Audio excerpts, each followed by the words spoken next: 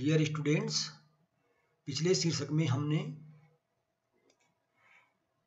Marks के जीवन से संबंधित तथा किस तरह उसके जीवन पर उसके अनुभवों और संघर्षों का प्रभाव उसकी विचारधारा पर पड़ा। इस पर हमने चर्चा की थी कि किस तरह मार्क्स की जो विचारधारा थी उस पर उसके प्रारंभिक जीवन, जर्मनी जहाँ उसका जन्म हुआ, जर्मनी की तत्कालीन राजनीतिक परिस्थितियाँ, धार्मिक स्थिति और फिर वहाँ से उसका जो निर्वासन हुआ फ्रांस, फिर इंग्लैंड, इन सब उसके जीवन पर इन सब का क्या प्रभाव पड़ा और किस तरह इन सब से मार्क्स की विचारधारा प्रभावित हुई। पिछले शीर्षक में हमने इन बिंदुओं पर चर्चा की थी और आज मैं चर्चा करना चाहूँगा कि किस तरह जो मार्क्स की विचारधारा के चार मुख्य बिंदु हैं, द्वंद्वात्मक भौतिकवाद, इतिहास की भौतिकवादी व्याख्या, वर्ग संघर्ष का सिद्धांत तथा अतिरिक्त मूल्य का सिद्धांत, इन पे हम चर्चा करेंगे। द्वंद्वात्मक भौतिकवाद पर मैंने चर्चा की थी कि जो हीगल का द्वंद्वात्मक विचार था उसके, यद्यपि हीगल के ही द्वंद्वात्मक विचारधारा से ही मार्क्स ने भी अपना द्वंद्वात्मक भौतिकवाद प्रस्तुत किया, लेकिन थोड़ा इसमें जो मैंने अंतर बताया था कि हीगल ने वैचारिक द्वंद्वात्मक सिद्धांत का प्रतिपादन किया, जिसमें हीगल ने द्वंद्वात्मक प्रक्रिया में 3 सोपानों का उल्लेख किया है। ये है वाद, प्रतिवाद और संवाद। अर्थात वाद और प्रतिवाद के बाद जो संवाद होता है उसमें वाद और प्रतिवाद दोनों गुणों का समावेश होता है। इस तरह हम कह सकते हैं कि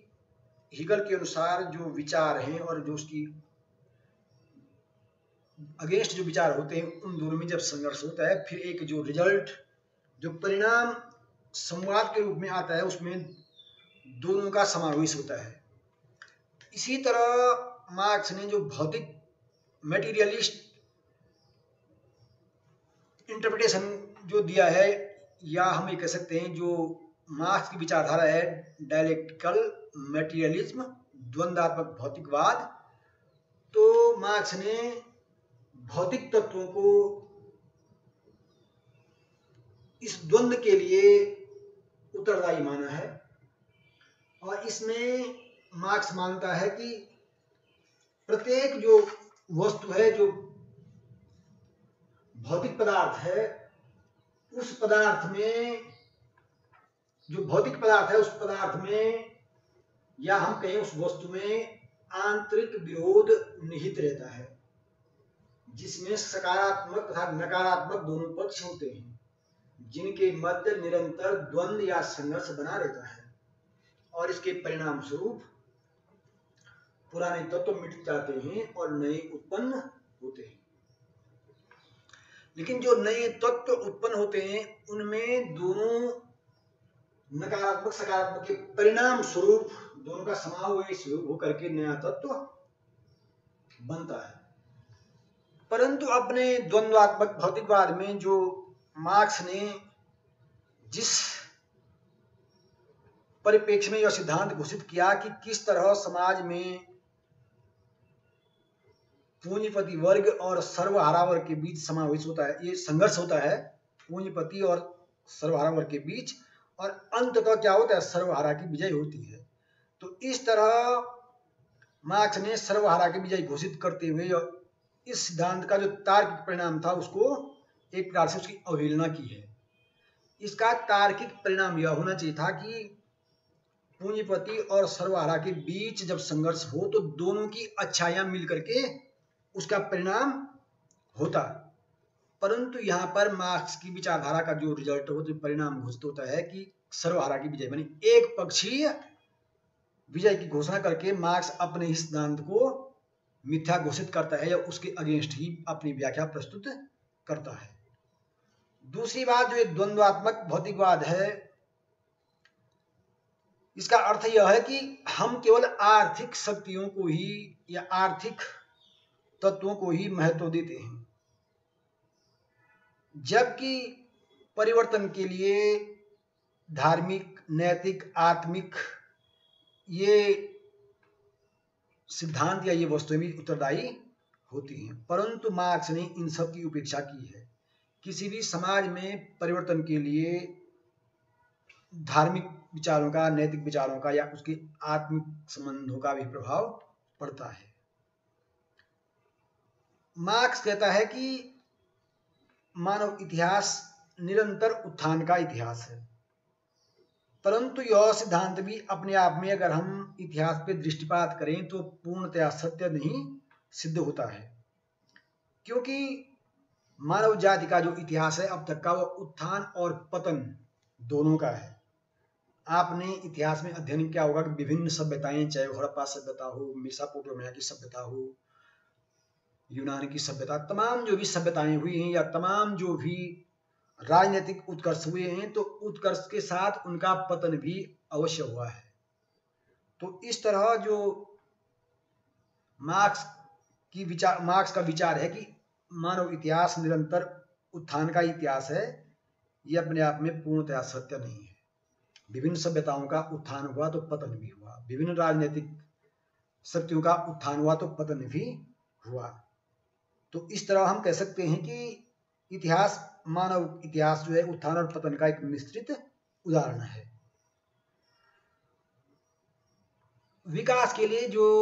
मार्क्स कहता है कि संघर्ष ही एकमात्र विकास का आधार है,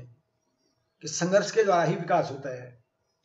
आगे जीवन आगे बढ़ता है, इतिहास आगे बढ़ता है। यह भी अर्ध सत्य है, पूर्ण सत्य नहीं है, क्योंकि विकास जो है संघर्ष और सहयोग दोनों के परिणाम स्वरूप संभव होता है। मार्क्स ने अपने द्वंद्वात्मक भौतिकवाद में आत्म तत्व की उपेक्षा की है, क्योंकि मानव समाज जो है वो उसमें आत्म तत्व का भी उसके चरित्र निर्माण में, उसकी जीवन शैली में एक महत्वपूर्ण योगदान होता है। हम केवल मनुष्य को एक भौतिक पदार्थ समझकर उसका मूल्यांकन और उसका वैचारिक चरित्र सिद्ध नहीं कर सकते हैं, उसका अध्ययन नहीं कर सकते हैं। हम ये नहीं कह सकते कि मनुष्य केवल एक भौतिक पदार्थ है और भौतिक पदार्थ की तरह ही मनुष्य व्यवहार करता है। ये अपने आप में उचित व्याख्या नहीं है, क्योंकि मनुष्य के चरित्र पर उसका जो आत्मिक, धार्मिक, नैतिक जो गुण होते हैं उनका भी प्रभाव पड़ता है, जबकि मार्क्स केवल भौतिक पदार्थ को ही महत्व देता है, जबकि ये अपने आप में पूर्णतया उचित नहीं है। मार्क्स का दूसरा महत्वपूर्ण सिद्धांत है इतिहास की भौतिकवादी व्याख्या। मार्क्स का कहना है कि जो मानव इतिहास है वह एक वर्ग संघर्ष का इतिहास है, और उसके अनुसार मार्क्स ये मानता है कि जो अब तक का इतिहास है उस इतिहास को मार्क्स ने 5 भागों में विभाजित करने का प्रयास किया है, जिनमें पहली अवस्था जो है आदिम साम्यवादी अवस्था, दूसरी दास अवस्था, तीसरी सामंतवादी अवस्था, चौथी पूंजीवादी अवस्था और 5वीं समाजवादी अवस्था। इसको हम इस तरह से समझ सकते हैं कि मार्क्स ने उत्पादन के संबंधों के आधार पर और आर्थिक दशाओं के अनुसार इतिहास को 5 युगों में विभाजित किया है। इनमें पहला युग आदिम साम्यवाद का युग, दूसरा युग दासत्व का युग, तीसरा युग सामंतवादी युग, चौथा पूंजीवादी युग और 5वां समाजवादी या इसको कहते हैं साम्यवादी युग। जो ये मार्क्स की ऐतिहासिक काल विभाजन जो मार्क्स का है, या इतिहास की जो आर्थिक व्याख्या मार्क्स ने की है, इसमें ऐसा पूर्णतया नहीं पाया जाता है कि सर्वप्रथम जो आदिम अवस्था थी उसमें मनुष्य में पूर्णतया समानता रही होगी और उसमें कोई भी सामाजिक भेदभाव या सामाजिक अंतर नहीं रहा होगा, क्योंकि हर युग में सामाजिक व्यवस्था में परिवर्तन होता रहता है और उस परिवर्तन के लिए केवल आर्थिक या हमें कहीं उत्पादन के साधन ही उत्तरदायी नहीं होते हैं। क्योंकि अगर हम आदिम समाजों का अध्ययन करें तो हम पाते हैं कि कई आदिम समाज ऐसे हुए हैं जिनके जीवन पर विभिन्न प्रकार के तत्वों का प्रभाव पड़ा है। जैसे बुद्ध प्रकाश लिखते हैं कि बहुत सी आदिम जातियों के अध्ययन से ज्ञात होता है कि उनमें भौगोलिक तत्वों और जीवन संबंधी धारणाओं का प्रभाव आर्थिक तत्वों की प्रक्रिया से अधिक शक्तिशाली रहा है। जैसे बुद्धि, अनुभूति, धर्म, अंधविश्वास, आचार, विधि, निषेध, तब्बू जिनको हम कहते हैं, टैबू जो कहते हैं टैबू, कला, इनका आदिम जातियों के जीवन पर गहरा प्रभाव पड़ा है। तो हम ये नहीं कह सकते केवल आर्थिक तत्वों का ही उन पर प्रभाव पड़ा है। इसी तरह इन तत्वों के विश्लेषण के बिना यदि हम आदिम जातियों के संबंधों का अध्ययन करेंगे तो वह पूर्णतया उचित नहीं होगा और उसका अध्ययन या उसे समझना भी संभव नहीं है। मैक्स वेबर ने स्वयं यह सिद्ध किया है कि धर्म का अर्थनीति पर गंभीर प्रभाव पड़ता है और विशेष रूप से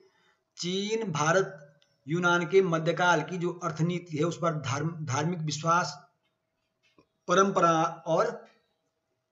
मतवादों का गंभीर प्रभाव परिलक्षित होता है। तो हम समझ सकते हैं कि जो आदिम समाज है उस पर धर्म और अन्य तत्वों का बहुत ज्यादा प्रभाव पड़ा है। साथ ही साथ मार्क्स ने जो विचार व्यक्त किया है कि जो समाज में परिवर्तन होता है वो केवल आर्थिक संबंधों के आधार पर होता है, तो यह अपने आप में पूर्णतया सत्य नहीं है। अगर हम प्राचीन भारतीय समाज का अध्ययन करें तो हम पाते हैं कि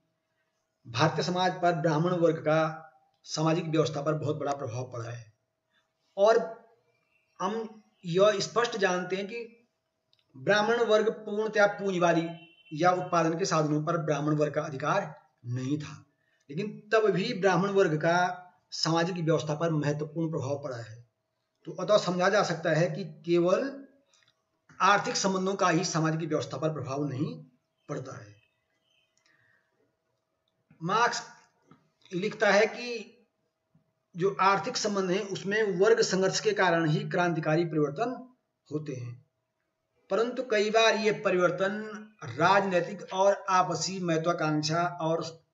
राजनीतिक षड्यंत्रों के परिणाम स्वरूप इतिहास में महत्वपूर्ण परिवर्तन हुए हैं। हम जैसे अध्ययन करते हैं कि सम्राट अशोक ने जो बौद्ध धर्म को स्वीकार किया और जो अहिंसा का मार्ग अपनाया, वह परिवर्तन आर्थिक नहीं था, यह परिवर्तन धार्मिक और नैतिकता के कारण उसमें एक परिवर्तन और कलिंग युद्ध में हिंसा के कारण हुआ था। इसका अर्थ से कोई संबंध नहीं है या इस पे हम कह सकते हैं कोई आर्थिक प्रभाव नहीं था। कई देशों में जो ऐतिहासिक परिवर्तन हुए या महत्वपूर्ण जो क्रांतियां हुई हैं उन सब का कारण आर्थिक नहीं रहा है, बल्कि उन क्रांतियों का एक बड़ा कारण राष्ट्र का स्वाभिमान और राष्ट्रवादी विचारधारा का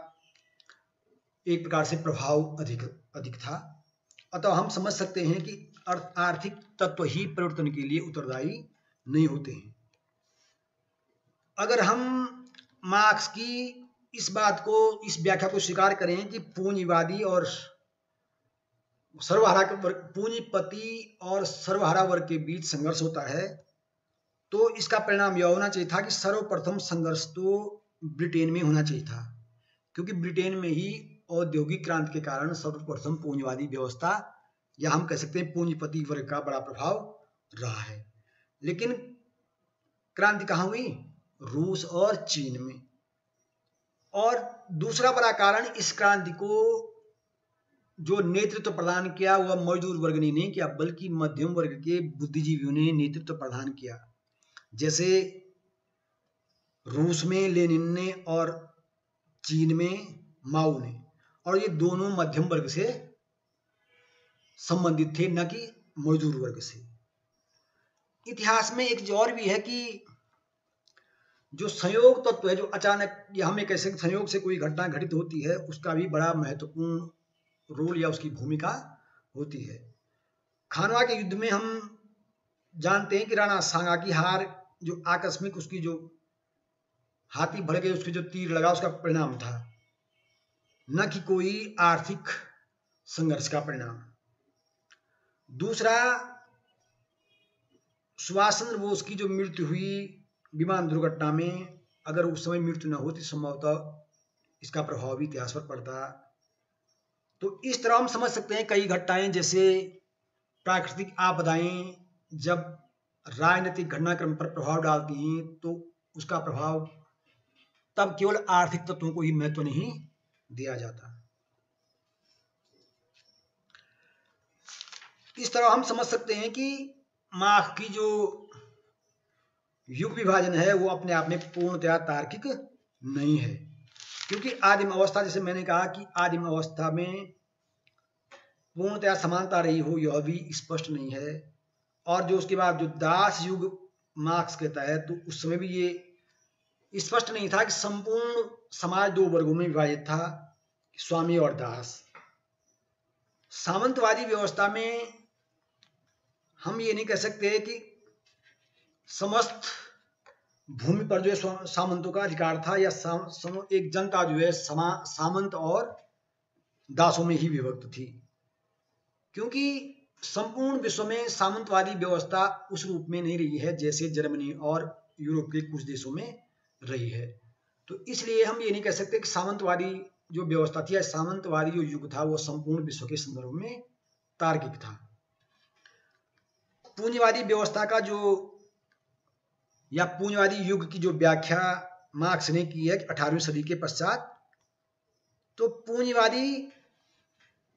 व्यवस्था के परिणाम स्वरूप जो नए दो वर्ग जिनका मार्क्स उल्लेख करते हैं कि पूंजीपति वर्ग और श्रमिक वर्ग, तो यही दो वर्ग समाज में नहीं थे या नहीं रहे हैं, बल्कि इनके बीच एक मध्यम वर्ग की भी महत्वपूर्ण भूमिका रही है। और यह भी ऐतिहासिक सत्य है कि कई श्रमिकों ने निरंतर उन्नति करते हुए पूंजीपति बन गए थे, और कई श्रमिक, तो ये हम ये नहीं कह सकते हैं कि सभी पूंजीपति एक प्रकार से पहले से ही पूंजीपति थे और सभी श्रमिक पहले से ही श्रमिक थे, क्योंकि कई पूंजीपति पूर्व में श्रमिक रहे हैं और उन्होंने अपने उन्नति के द्वारा संपत्ति इकट्ठा करके या अपने उद्योगों को विकसित करके पूंजीपतियों में अपना स्थान बनाया है। और आज हम देखते हैं कि विभिन्न प्रजातांत्रिक देशों में जो बड़े बड़े पूंजीपति हैं वो कभी एक श्रमिक की तरह उन्होंने जीवन आरंभ करके आज वो जाने माने पूंजीपतियों में सम्मिलित हैं। अतः मार्क्स का जो पूंजीवादी जो युग है उसकी जो अवधारणा है वो पूर्णतया सत्य नहीं है। समाजवादी अवस्था में यह भी स्पष्ट नहीं है कि सभी समाजवादी में सब एकदम हम ये कहें उनको कि पूर्णतया सब में समानता है, क्योंकि पूंजी का समान वितरण साम्यवादी अर्थव्यवस्था में भी पूर्णतया संभव नहीं रहा है। इस तरह हम समझ सकते हैं कि मार्क्स ने जो इतिहास को विभाजित किया है विभिन्न युगों के आधार पर, वह तार्किक नहीं है, और वह केवल मार्क्स ने अपनी विचारधारा को सही सिद्ध करने के लिए स्पष्ट किया है, जबकि वास्तविक दृष्टि से यह पूर्णतया सत्य नहीं है। हाँ, हम यह कह सकते हैं कि मार्क्स की विचारधारा एक आकर्षक विचारधारा जरूर रही है, जिसने लोगों को आकर्षित किया है, और एक नए ढंग से मार्क्स ने इतिहास को प्रस्तुत करने का प्रयास किया है, जो अपने आप में पूर्णतया सफल तो नहीं रहा, लेकिन कुछ लोगों के लिए एक राजनीतिक विचारधारा को आगे बढ़ाने में जरूर मददगार साबित हुआ है। जैसे मैंने पूर्व में बताया है कि समाज में केवल दो ही वर्ग नहीं होते हैं, और आधुनिक युग में तो मध्यम वर्ग का एक बहुत बड़ा योगदान रहा है सामाजिक विकास में और आर्थिक विकास में, जिसमें विभिन्न प्रबंधक, अधिकारी, वकील, डॉक्टर, इंजीनियर आदि सम्मिलित होते हैं। तो ये नहीं कह सकते हम कि समाज केवल दो ही वर्गों में सम्मिलित रहा है। इस तरह हम समझ सकते हैं कि मार्क्स ने जो अपने विचारों को या अपनी विचारधारा को आगे बढ़ाने में जिन तर्कों को महत्व दिया है वो अपने आप में पूर्णतया सत्य नहीं या शाश्वत सत्य वो नहीं सिद्ध करते हैं। हम समझ सकते हैं कि मार्क्स की विचारधारा है वह एक राजनैतिक विचारधारा को आगे बढ़ाने में अवश्य सफल रही है, और एक राजनैतिक विचारधारा ने जरूर मार्क्स के विचारों का समर्थन करके अपने राजनीतिक उद्देश्यों को पूर्ण करने का प्रयास किया है। परंतु जो इतिहास की मार्क्सवादी व्याख्या है उसमें जो वर्ग संघर्ष का सिद्धांत है, इस वर्ग संघर्ष के संदर्भ में विभिन्न इतिहासकारों ने अपने मत दिए हैं, और यहाँ तक कि कई इतिहासकारों का मानना यह भी है कि मार्क्स का वर्ग संघर्ष का सिद्धांत समाज में एक प्रकार से वैमनस्य पैदा करता है और सामाजिक सहयोग की अवहेलना करता है, सामाजिक सहयोग को कमजोर करता है। मार्क्सवादी इतिहास लेखन जो है वो मार्क्स की जो विचारधारा है उससे प्रभावित इतिहास लेखन है, और इस इतिहास लेखन में जैसे मैंने कहा द्वंद्वात्मक भौतिकवाद तथा वर्ग संघर्ष को प्रमुखता दी गई है, जिसके अनुसार प्रथम पूंजीवादी वर्ग तथा द्वितीय श्रमिक वर्ग के रूप में ही समाज का अध्ययन मार्क्सवादी इतिहासकार करते हैं। परंतु ये जो वर्ग संघर्ष का सिद्धांत है इस संदर्भ में के.एल. खुराना लिखते हैं कि वर्ग संघर्ष के सिद्धांत के कारण ही मार्क्सवाद की आलोचना की जाती है, क्योंकि इस सिद्धांत के द्वारा केवल घृणा का प्रचार होता है, प्यार व सौहार्द का नहीं। इसी कारण कालांतर में फांसीवादी शक्तियों का भी जन्म हुआ। फिर मार्क्स ने जो अतिरिक्त मूल्य का सिद्धांत प्रस्तुत किया है कि जिसमें पूंजीवादी व्यवस्था में श्रमिकों का शोषण होता है और पूंजीपति श्रमिकों की कम मजदूरी देकर उनका शोषण करते हैं, यह सिद्धांत भी अपने आप में पूर्णतया सत्य नहीं है, क्योंकि पूंजी जो अतिरिक्त मूल्य है वह केवल श्रमिकों के श्रम पर निर्भर नहीं करता है, वह उद्योगों के प्रबंधन, उनकी जो उद्योगों के लिए जो पूंजी की व्यवस्था, उद्योगों की जो मशीनें जो खरीदने के जो धन होता है, इन सब पर अतिरिक्त मूल्य निर्भर करता है, न कि केवल श्रमिकों के श्रम पर। इस अतिरिक्त मूल्य में जो है पूंजी, प्रबंध, भूमि, नेतृत्व आदि की महत्वपूर्ण भूमिका होती है। तो इस तरह हम कह सकते हैं कि अतिरिक्त मूल्य केवल मजदूरों के श्रम पर आधारित नहीं होता है। अतिरिक्त मूल्य के सिद्धांत में मार्क्स ने केवल मजदूरों को महत्व दिया है, जबकि जो बुद्धिजीवी वर्ग है, जो वैज्ञानिक हैं या जो अन्य मध्यम वर्गीय जो बुद्धिजीवी हैं, जिनके मानसिक श्रम से उद्योगों में जो उन्नति होती है, उस मानसिक योग्यता को जो है मार्क्स ने कोई महत्व नहीं दिया है, क्योंकि मनुष्य हम कह सकते हैं कि अपनी मानसिक योग्यता के कारण विश्व के अन्य प्राणियों से श्रेष्ठ है। और यदि अगर हम केवल शारीरिक श्रम को ही महत्व दें तो अब उसमें हम कह सकते हैं कि एक हाथी मानव से ज्यादा शक्तिशाली होता है, एक भैंस मानव से ज्यादा शक्तिशाली होता है, एक पशु मानव से ज्यादा शक्तिशाली है। तो इस दृष्टि से तो पशु का जो शारीरिक बल है वो ज्यादा महत्वपूर्ण है, परंतु यह सत्य है कि मानव ने अपनी मानसिक योग्यता के आधार पर ही पशुओं पर विजय पाई है और आगे उन्नति की है, और निरंतर मानसिक शक्ति के प्रयोग के कारण ही आज विज्ञान ने इतनी बड़ी तरक्की की है, जिसकी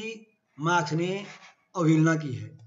और तो हम कह सकते हैं कि मार्क्स का सिद्धांत अपने आप में पूर्णतया तार्किक नहीं है। मार्क्स ने इतिहास की जो व्याख्या की है एक सीमित सिद्धांत के अनुसार की है, और केवल उसको दो वर्गों के संघर्ष से जोड़ दिया है,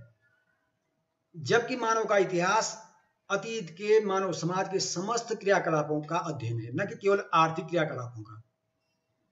इसलिए भी मार्क्स की जो इतिहास की जो व्याख्या है वो अपने आप में अपूर्ण है। मार्क्स केवल आर्थिक संबंधों को ही महत्व देता है, जबकि मानव इतिहास में धार्मिक, सामाजिक, राजनीतिक तमाम संबंधों का अध्ययन किया जाता है और इन तमाम तथ्यों ने मानव समाज को प्रभावित किया है।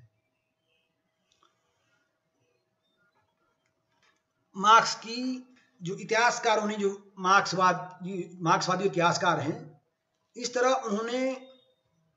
जो इतिहास को प्रस्तुत करने का जो मार्क्सवादी विचारधारा के अनुसार प्रयास किया है, हम समझ सकते हैं कि वो अपने आप में पूर्ण नहीं है, क्योंकि मार्क्स के अनुसार जो काल विभाजन किया गया है वो कहीं भी किसी भी दृष्टि तार्किक नहीं है। और जैसे हमने पहले भी उल्लेख किया था कि मार्क्स के सिद्धांत हैं वह कहीं ना कहीं समाज में वैमनस्य और संघर्ष का जो प्रचार करते हैं, उससे समाज में सामंजस्य नहीं बल्कि संघर्ष पैदा होता है और एक सहयोगी समाज की अपेक्षा एक निरंतर संघर्षशील समाज की उत्पत्ति का मार्ग प्रशस्त होता है, जिससे समाज में शांति व्यवस्था स्थापित नहीं हो सकती है। इसलिए विभिन्न विद्वानों ने स्पष्ट किया है कि मार्क्स की विचारधारा